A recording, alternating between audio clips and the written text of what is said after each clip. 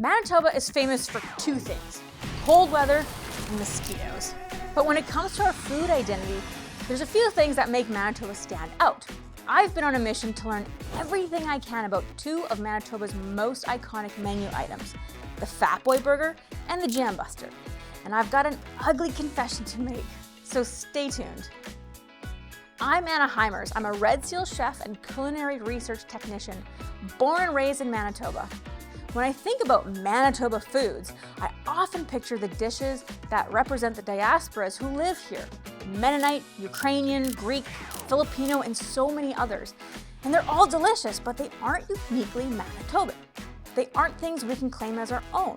So what foods can we stake claim on? Let's get into it.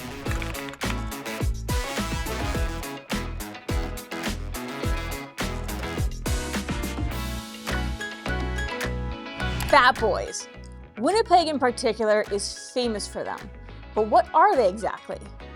My research tells me the Fat Boy Burger originated in the Greek diners of Winnipeg in the 1950s. Sources say the Skouras brothers, who founded Junior's, created the original recipe. But recognizing their success, other diners started to get in on the action, and Dairy Whip owner Mike Lambos is credited with coining the name that stuck. So elevating the Fat Boy to the institutional level it has reached today was a community effort, and a very polite one at that. Could there be anything more Manitoban? There's no debating this burger in this exact configuration by this name was created in Winnipeg. So though each Fat Boy burger has its own unique flavor profile, the defining factor is the beef. Beef is a big deal in Manitoba. Beef farmers and ranchers care for 35 million acres of the most endangered ecosystem in Canada, our native temperate grasslands. Grasslands and wetlands, under the care of cattle ranchers, sequester a lot of carbon, reducing the impacts of climate change while keeping our soils healthy. Wetlands, similar to grasslands, provide many ecological services, including flood mitigation, biodiversity conservation, energy and nutrient dissipation, forage, and habitat. A Fat Boy consists of a beef patty topped with chili, but not just any chili. This isn't a Tex-Mex style chili. It's a Coney sauce, similar to what you'd find on like a Coney Island hot dog. So it's ground beef, maybe some onions, a little tomato paste and sauce, and spices. There's really no chunky beans or vegetables. Now, you might be saying, isn't a Fat Boy just a chili burger? No, that's what I thought too. But in Manitoba, a chili burger often means that the chili is ladled over the bun for a completely different knife and fork style experience.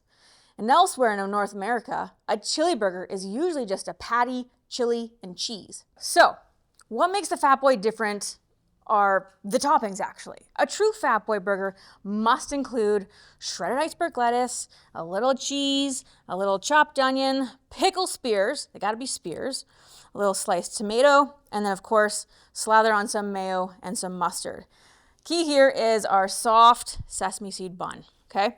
Now, I'm afraid to admit, prior to researching this topic, I had never tried a Fat Boy. In my defense, the name makes it sound like a ginormous burger, and I'm not really that big of an eater, so I always kind of opted for something smaller. However, after tasting a few all over the city, I gotta tell you, I'm a true convert.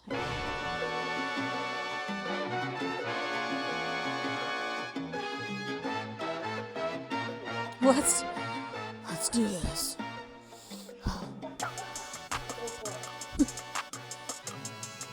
Oh yeah. Oh mama. Oh my goodness. Oh my gosh. So this burger is extremely beef forward, and the chili blends beautifully with the patty. It just leaves like a nice subtle glow at the back of your throat.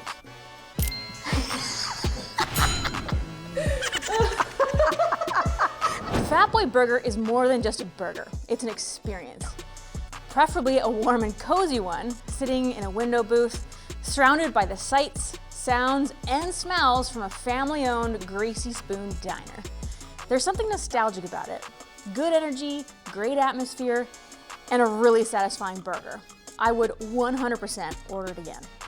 It definitely gave me a sense of pride, especially knowing I was enjoying something uniquely Manitoban. Manitoba's food identity starts with the farmers who grow our food. The Manitoba beef producers and Hello Canola have generously sponsored this video, and every like, click, and comment shows support for the hardworking Manitobans who feed us. You know what to do. We have another item Manitobans have claimed as their own, the Jambuster. Do you even know what a Jambuster is if you're not from Manitoba? Sure you do. It's a jelly donut. They exist all over the world. Every culture has a version. The German Berliner, the Polish Pączki, the Jewish Sufganiyot, the Southern European Krafna, and the Italian Bomboloni. Jelly donuts appear in cookbooks dating back to 1485, definitely before our time as a province. But a Jambuster is to Manitobans what a bunny hug is to Saskatchewanians. Everybody's got one, but we came up with the best name.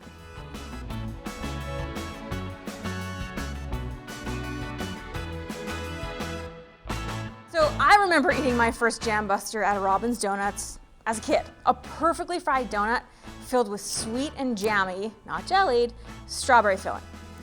When I think of iconic Manitoba foods, it's hard not to draw a connection to our agriculture landscape. And nothing is more iconic than a bright yellow field of canola.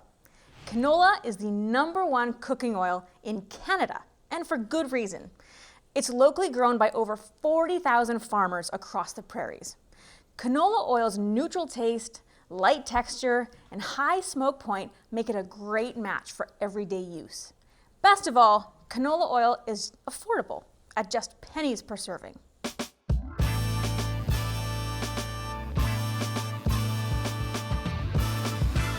The part that sets our Jambusters apart from other jelly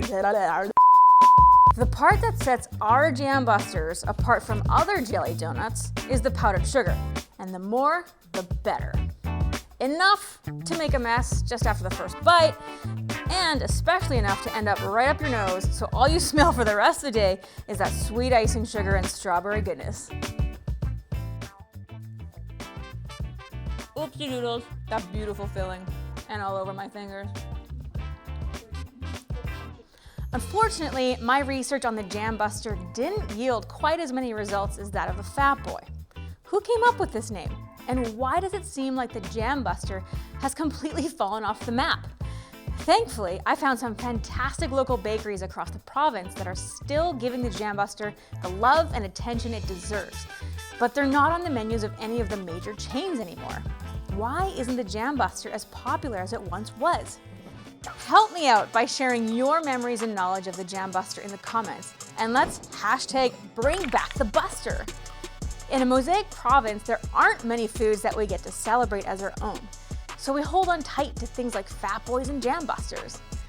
I mean, let's be honest, while they're made with some iconic locally grown ingredients, there's nothing inherently Manitoban about either of them. They both exist in other places, just by different names, and yet they've become an important part of our shared food identity. For more great tastes from Manitoba, check out our Honey Dill Crispy Chicken Salad Wrap and Dainties recipes. The videos should be popping up at any second. Thanks for being here.